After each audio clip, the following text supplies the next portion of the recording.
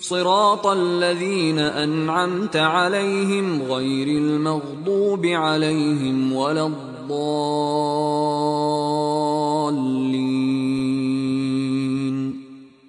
اهدنا الصراط المستقیم، سیدھا راستہ۔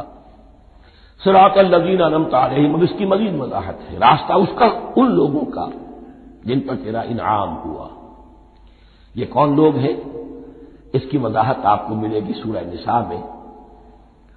من یطع اللہ والرسول فاولئک مع الذین انعم اللہ علیہم من النبیین والصدیقین والشہداء والصالحین۔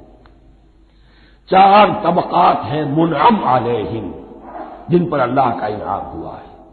چوٹی پر انبیاء کرام، اس کے بعد صدیقین کرام، اس کے بعد شہداء عظام، اس کے بعد عام صالح مسلمان، صالح ہو۔ یہ بیس لائن ہے۔ اس سے اوپر کا درجہ شہداء کا ہے، اس سے اوپر کا درجہ صدیقین کا ہے، اور پھر اس سے اوپر کا درجہ انبیاء کا ہے۔ انبیاء میں سے پھر وہ بھی ہوتے ہیں کہ جو اولو العزم میں من الرسل ہیں، لیکن یہ چار طبقات ہیں، ان کے راستے پر ہمیں چلا۔ غیر المغضوب علیہم ولا الضالین، جو مغضوب علیہم نہیں ہوئے، جن پر تیرا غضب نہیں ہوا۔ اور غضب ہوتا ہے ان پر کہ جو ہدایت کے واضح ہونے کے بعد ہدایت کو ترک کر دیں، وہ ہے مغضوب علیہم۔ جنہیں ہدایت مل گئی ہو، ہدایت کو پہچان لیا ہو، پھر اپنی شرارت نفس کی وجہ سے، اپنی نفسانیت کی وجہ سے، اپنے تکبر کی وجہ سے، اپنے حسد کی وجہ سے وہ اس حق کو رد کر دے، اس کو ترک کر دے، ان پر اللہ کا غضب آتا ہے۔ اور اس میں اس کی بہت بڑی مثال تاریخ کے اعتبار سے یہودی ہے۔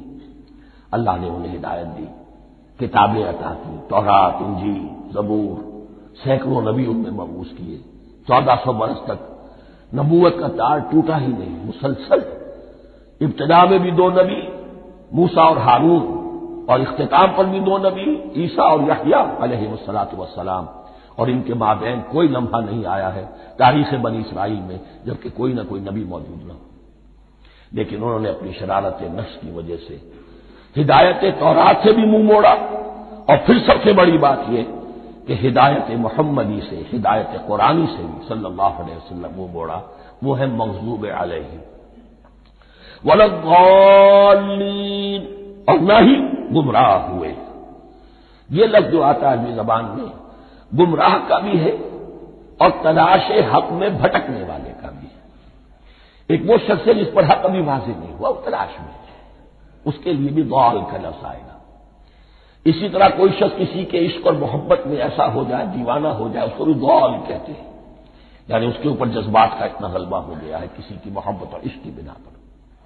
تو حضور کے لیے یہ لفظ آیا ہے وَوَجَدَكَ ضَالًّا فَهَدَىٰ، اور یہ تو سورۃ الضحیٰ ہے، اکثر بیشتر لوگوں کو یاد ہوگی۔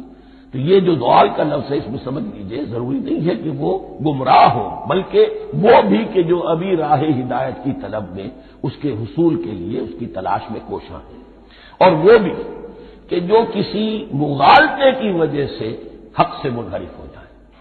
یہ بھی جان لیجئے کہ ایک ہے بدنیتی، تکبر، حسد، حق کو جان کر پہچان کر رد کر دینا یا چھوڑ دینا یا ترک کر دینا۔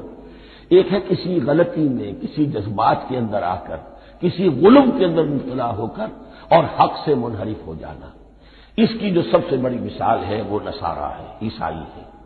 حضرت مسیح کو انہوں نے مانا لیکن غلم کیا۔ یہ لفظ آئے گا آگے، لا تغلوا فی دینکم، اپنے دین میں غلم نہ کرو۔ جیسے ہمارے ہاں بھی بعض لوگ ہیں جو حضور صلی اللہ علیہ وسلم کی تعریف میں، حضور صلی اللہ علیہ وسلم کے ساتھ اپنی محبت کے اظہار میں غلو کر جاتے ہیں۔ یہ انتہا درجے کو ہو گیا تھا حضرت مسیح علیہ السلام کے ماننے والوں میں، اور اس کی بنا پر انہوں نے تثلیث کا عقیدہ ایجاد کر لیا اور حضرت مسیح علیہ السلام کو اللہ کا بیٹا بنا دیا۔ تو اس کی سب سے بڑی مثال ضالین کی اس اعتبار سے کہ ہدایت پانے کے بعد کسی بدنیتی سے نہیں بلکہ کسی اچھے جذبے میں غلو کی وجہ سے رسول سے محبت کرنا تو اچھا جذبہ ہے، لیکن یہ محبت بھی ایک حد میں رہنی چاہیے۔ غلو کرے گی تو ظاہر بات ہے کہ اس کے بعد وہ گمراہی کی طرف لے جائے گی۔ یہ ہے اس سورہ مبارکہ کا ترجمہ، اور اس کے بعد آخر میں آمین کہنا یہ مسنون بھی ہے، کہنا چاہیے۔ البتہ اختلاف یہاں بھی صرف اتنا ہے کہ نماز میں جب آپ امام کے ساتھ ہیں، وہ اگر جہری قرات کر رہا ہے تو آیا اس کے بعد آپ کو بھی بالجہر کہنا ہے آمین یا نہیں کہنا، یہ اختلاف ہے، ان میں کوئی فرق واقع نہیں ہوتا۔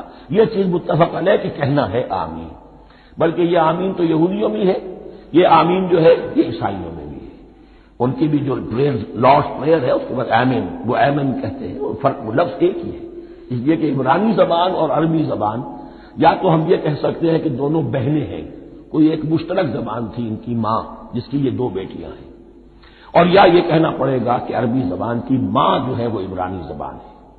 بہرحال بڑا قریبی رشتہ عربی کا اور عبرانی کا ہے، اس اعتبار سے وہ آمین۔ اب آپ کو معلوم ہے ہم السلام علیکم وہ کہتے ہیں، وہ سلام کہتے ہیں، فرق کیا ہے؟ وہ تو تلفظ کا فرق ہے۔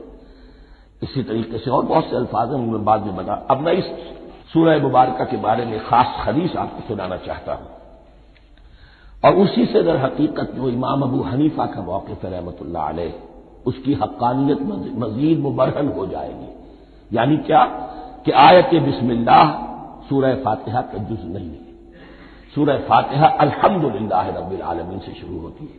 وہ میں آپ کو بتانا بھول گیا کہ جن کے نزدیک یہ سورت کا جز ہے وہ پھر جہری قرات میں بسم اللہ الرحمن بھی بلند آواز سے کہیں گے، اور جن کے نزدیک یہ سورہ فاتحہ کا جز نہیں ہے وہ نہیں کہیں گے، وہ الحمدللہ رب العالمین سے قرات کریں گے، تو کوئی فرق نہیں ہے بنیادی۔ یہ حدیث جو ہے یہ مسلم شریف میں ہے اور حدیث قدسی ہے، اس کے راوی حضرت ابو ہریرہ ہیں رضی اللہ تعالی عنہ، اور اس حدیث میں اس سورت کے مضامین کا نہایت عمدہ تجزیہ کر دیا ہے۔ حدیث کے الفاظ سن لیجئے، قسمت الصلاۃ بینی و بین عبدی نصفین، اللہ تعالیٰ فرما رہے ہیں، حدیث قدسی ہے، میں نے نماز کو، صلاۃ کو اپنے اور اپنے بندے کے درمیان آدھا آدھا تقسیم کر لیا، فنصفھا لی ونصفھا لعبدی، اس کا نصف جو ہے وہ میرے لیے ہے اور نصف جو ہے وہ میرے بندے کے لیے ہے، ولعبدی ما سأل، اور جو میرے بندے نے مانگا میں اسے دوں گا، میرا وعدہ ہے یا میں نے اسے دیا۔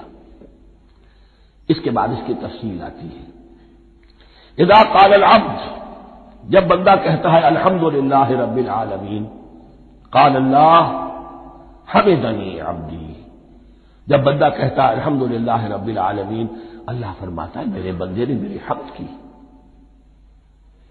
وَإِذَا قَالَ الرَّحْمَٰنُ الرَّحِيمُ قَالَ اللَّهُ اثْنَىٰ عَلَيَّ عَبْدِي، جب بندہ کہتا ہے الرحمن الرحیم، اللہ فرماتا ہے میرے بندے نے میری ثنا کی۔ وَإِذَا قَالَ مَالِكِ يَوْمِ الدِّينِ قَالَ اللَّهُ تَعَالَىٰ مَجَّدَنِي عَبْدِي، میرے بندے نے میری تمجید بیان کی، میری بزرگی بیان کی۔ اب یہ تین آیتیں ہو گئی، تینوں میں اللہ کی حمد ہے، ثنا ہے، تمجید ہے، یہ تین آیتیں خالص اللہ کے لیے ہو گئی۔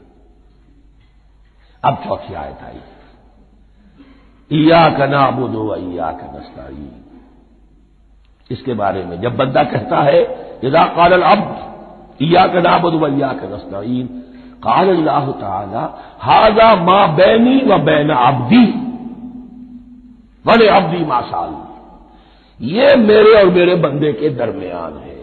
یہ تو یوں سمجھیے یہ گرا لگ گئی ہے میرے اور میرے بندے کے مابین، اس نے مجھ سے قول و قرار کیا ہے، اس نے میری بندگی کا اعتراف کیا ہے، اس نے تسلیم کیا ہے کہ میری ہی بندگی کرتا ہے اور کرے گا، اور مجھ سے مدد چاہیے ہے۔ ھذا ما بینی و بین عبدی، یہ معاہدہ ہے، معاہدہ دو فریقوں کے مابین ہوتا، یہ میرے اور میرے بندے کے مابین ہے۔ والے عبدی ما سأل، اور میں نے اپنے بندے کو دیا جو اس نے مانگا، وہ میری مدد چاہتا ہے، میری مدد اس کے شامل حال رہے گی۔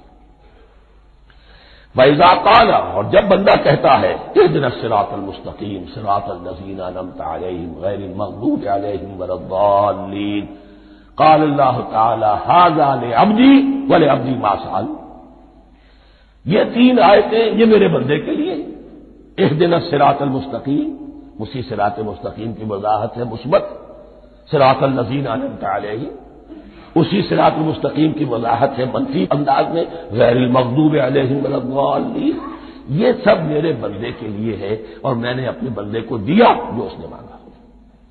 اس کو میں نے ایک مرتبہ یہ ترازو کی شکل میں اس کو لکھوایا تھا۔ دیکھیے یہ ایاک نعبد و ایاک نستعین، یہ ہے وہ ترازی کی وہ ڈنڈی۔ واو جو ہے ایاک نعبد و ایاک نستعین، واو جو ہے گویا کہ وہ مٹھ ہے جس سے کہ ترازو کو پکڑا جاتا ہے۔ ادھر ایک پلڑا ہے جس کی 3 آیتیں ہیں، الحمدللہ رب العالمین الرحمن الرحیم مالک یوم الدین۔ اس کا نتیجہ کیا نکلا؟ ایاک نعبد۔ آپ نے شاید یہ سنا بھی ہو، ایک بہت ہی عمدہ قرات کا جو ریکارڈ ہے قاری عبدالباسط عبدالصمد کا، وہ یہیں سے چل کر سورہ فاتحہ کی قرات کر کے ایاک نعبد پر آ کر رکتا ہے۔ الحمدللہ رب العالمین الرحمن الرحیم مالک یوم الدین ایاک نعبد۔ گویا کہ یہاں یہ سورت بالکل ہاف ہو گئی ہے۔ 3 آیتوں میں اللہ کی حمد ہے، ثنا ہے، تمجید ہے، جس کا نتیجہ ہم تیری ہی بندگی کرتے ہیں، تیری ہی اطاعت کریں گے۔ لیکن اب اس کے بعد سوال ایاک نستعین، اسی کی جو استعانت کیا درکار ہے ہمیں؟ ہدایت۔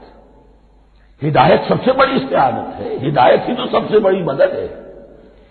اهدنا الصراط المستقیم صراط الذین انعمت علیہم غیر المغضوب علیہم ولا الضالین۔ یہ ایاک نستعین کے حکم کے ساتھ یہ 3 آیتیں آ گئیں، اهدنا الصراط المستقیم صراط الذین انعمت علیہم غیر المغضوب علیہم ولا الضالین۔ قسمت الصلاۃ بینی و بین عبدی نصفین فنصفها لی